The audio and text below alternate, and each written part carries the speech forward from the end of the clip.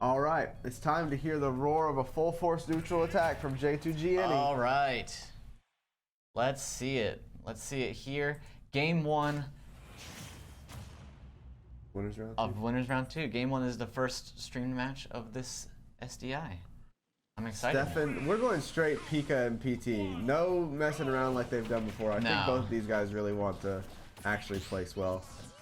And I mean, honestly, you can't blame them. We got such a stacked SDI this time. I mean, this is the most stacked SDI we've ever had, including SD Invitational, where we had Ataraxia, White Nova, Jigsaw Flex, Bowman. Oh man, can't forget Bowman. No, so even that included, you know, these are the staples of these are the staples of SDI. These two players. Yeah. So this means a lot to both of them, I'd say.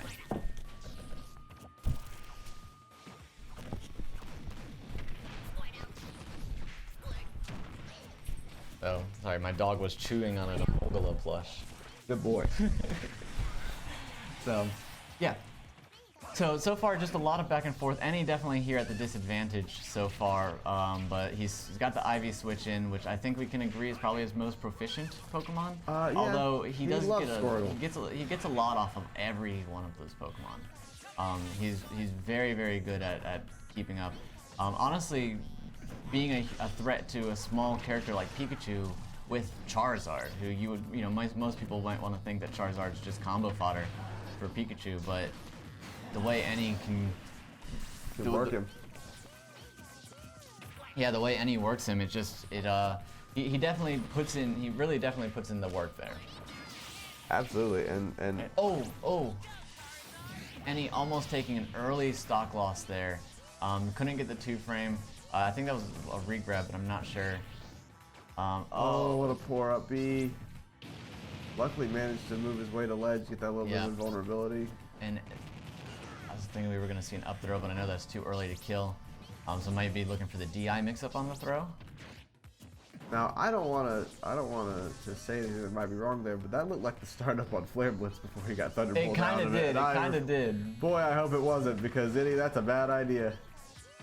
I don't know. Sometimes you got to make big moves.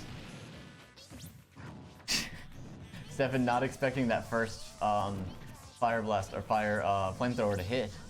But, okay, now we're going to get the up throw to kill. Yeah. Alright, and Eni sitting at 55%. That's actually not too bad of a percent, especially considering how much he was behind to start off. He really brought this stock back with not too much of a differential, but is slowly losing pace here. Just a couple combos will be enough. I thought we might try to see that down B because Steffen loves it so much. Yeah, but I think he's afraid of getting down aired, honestly. Which is perfectly fair. Given that positioning, the space between the two.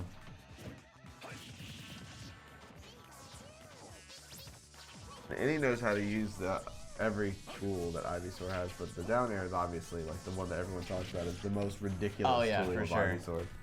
One thing I've seen people talking about on Twitter that I genuinely I can't wait to see how PT players really start to work with that is people are saying if you think PT's crazy now, just think about how when PT players learn how to use Ivysaur's neutral B. That's true. Yeah.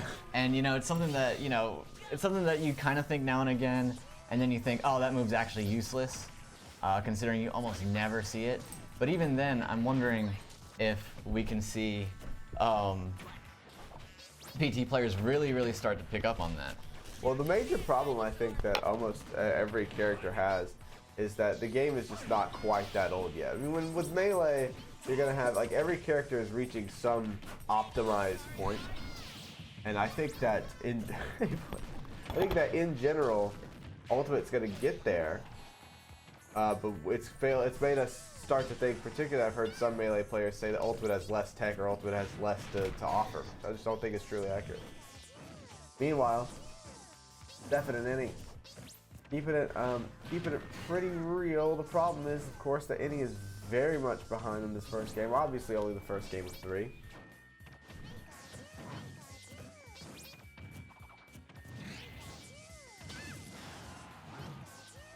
Or I should say of up to 3.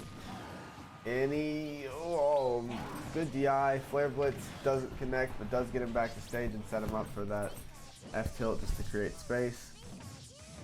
Yeah, been at quite the stock differential here, but Eni really wants to make a comeback, and if there's any character he can do it with in his kit, it would be Charizard. Yeah. But oh, that looked a little wonky. That looked like it held a lot longer than I thought it would. Yeah. So that's game one. Any dropping game one to Steffen. So it is a little bit tough to know for sure what exactly we'll be seeing. But game two is starting, and we're just right here back on Smashville. I think both of them love the stage. To be honest, I don't think anyone's upset about this. No, no. I can only think that, you know, Eni doesn't want Steffen on Kalos and Steffen doesn't want Eni on Lilat, but other than that... Yeah, I mean, honestly, probably... And that's just more of a personal thing. I mean, this stage is definitely more Pika-centric, if I had to say. I think Eni might be better off maybe at Yoshi's Island, the triplat. But even that being said, this it's pretty neutral. It's pretty neutral for the both of them. But I do think that it does that Pika does see more mileage generally from it. Eni not getting a lock there.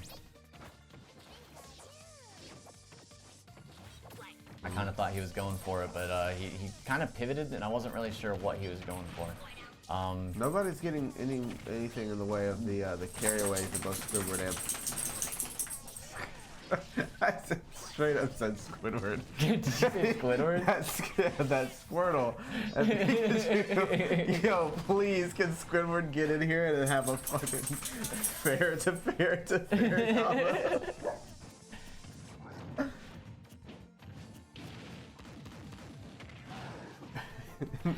Anyway, both of them getting lots of nickels and dimes off of each other. But Steffen definitely taking the higher position at this moment. Oh! And there we go, just getting the Thunder Spike to end that stock entirely, and trying to bury Squirtle there, but unfortunately for Steffen, it did not quite hold on there. I don't know if Steph was trying to parry that or if he wanted to react to it in a different way, but nope, getting that, and just back to even at this point. Good work from Eni.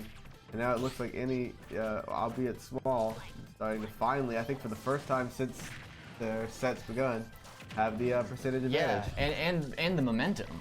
He's got the stage control, he's got momentum, which is such a hard thing to take from Pikachu, both of those things, considering just how good this character is about getting around and making sure that you are where it wants you to be. Also particularly hard to take it away from Steffen, who even when we've seen him play other characters, like, you know, characters that aren't considered quite as good as Pikachu, obviously, like Falcon, or like even characters that are sometimes called straight bad, like Jigglypuff. Like, it's hard to see him give up stage control on anything. Yep. No, that's one thing that I think Steffen really works into his play is maintaining that. And once again, lots of nickels and dimes, no one person truly holding down the fort, but Steffen now at this point having the much higher momentum still. Trying to get the up smash out of shield, but it did not connect. I'm wondering if he's going to... be out of shield, but didn't really capitalize on it though. Punish it. So unfortunate for Steffen. He had every reason to take a stock there, and he didn't do it. Yep. Fortunately, no punish, and Eni is absolutely an extra percent right now. Yeah, Eni's just gonna take that little bits he can get and taking that stock. Yep. So now anything that Eni can possibly get off. Or nothing. There's the dash nothing. Attack. I guess he could possibly get off nothing.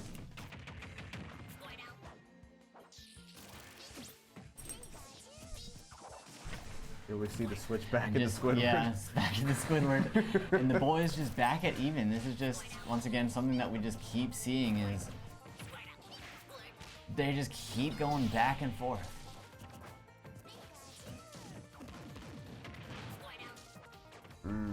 Nair doesn't connect, but it was so close. No, and he might be wanting a Ivy switch. I think he's so comfortable with the combos that he can get with Squidward. But But I think that and I think that, you know, I actually really don't know the matchup with PT and Pikachu. If I had to guess, seems to think that Squirtle does have an advantage over Ivysaur. Oh! Ooh! Ooh! That was I was not expecting that. I've seen Eni go for that confirm a lot, but I just wasn't expecting it there. That definitely came out of nowhere. wow. All right, but here we are, right back here, getting the berry. Oh, seen a bit of a lag spike there, but it doesn't seem like the boys are bothered by it. Not in any meaningful way. Yeah, everything looks to have come back around. Very odd. I wonder why that would have come up. Yeah, Steffen absolutely holding an advantage at this moment.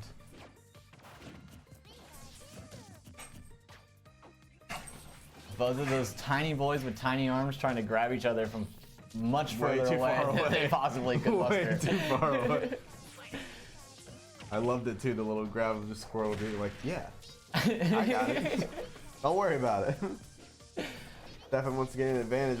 Even with the percentage advantage, though, apparently he could just lose a stock if he decides to. If that last stock is any evidence. Maybe that's what he was doing. I was talking about him keeping the Ivysaur in the back, not using him, but maybe he was just waiting for that moment and didn't want to tempt himself to use it wrong. You know, I think having that switch in and keeping Ivysaur, this is looking like a dare. Oh no, as Steffen tried to go high to get away from it.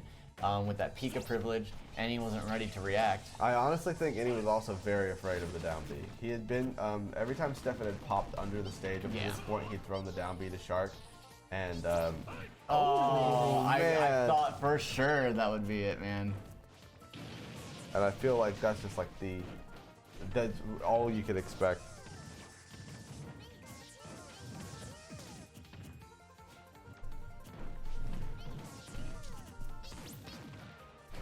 So even here, Eni switching to Zard to live a little bit longer and to possibly get that kill a little bit faster on someone like Pika on a light little light mouse. And up B out of shield is gonna take it. The 1-to-1, and we've seen it before. These boys go really head to head. It used to be that Steffen was the demon, was Eni's bracket demon essentially in SDI, but Eni is evolved in ways that I don't think anyone was prepared for, especially Steffen. And no matter how this goes, it's so clear that Eni wants this really bad. He's gonna prove it to himself. Taking Steffen out early. Normally these boys don't fight until late in the game. So taking Steffen out early and sending him to loser's bracket would mean a lot for him, I think.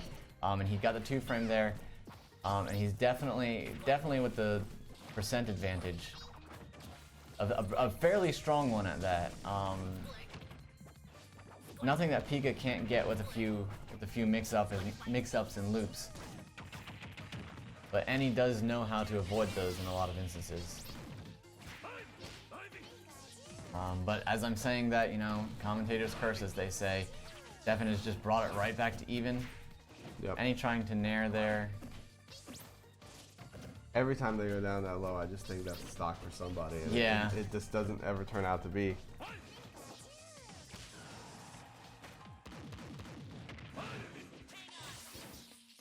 And he's switching to Zard again, same situation, try to kill early, try to live longer, which is what the beautiful thing that Zard can do.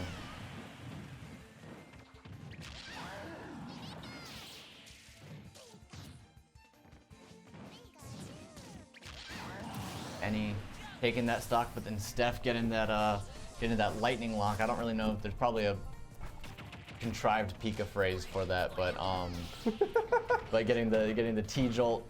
That's how that works. Isn't that just like the real world feeling? Oh yeah. When we're talking about Smash. Like I'm sure that there's something that someone says a lot about that.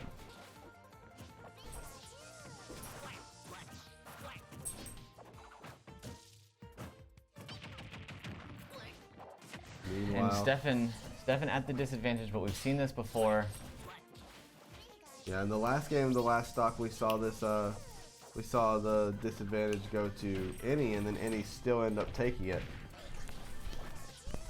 Maybe we'll get the same thing going on with Steffen, but this is the last chance. You know that this is the winners bracket stock for both of these boys. A long game too. Oh yeah, for sure. I'll tell you what. Steph almost putting himself right onto the ledge there, gave up stage control with that up B. I don't think it went anywhere where he meant it to. He didn't have stage control, but gave up his opportunity to have it. Yeah, I think Eni has made a good choice here. Just finally switch to Ivy. He's got to close this now. Yep, and he knows a lot of Ivy confirms. Ooh. Switching to Zard for the edge guard though.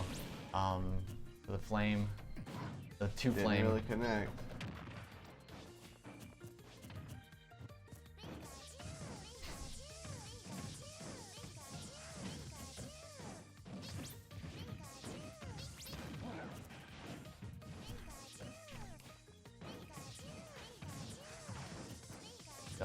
And he's sitting up at 150. I mean, Steffen's sitting up at 152. Neither and then SP. Oh man. That that's not okay. Sad day for Steffen. That's not okay. Run it back. That's not okay. Sad day for Steffen, but Eni takes those. Eni takes those.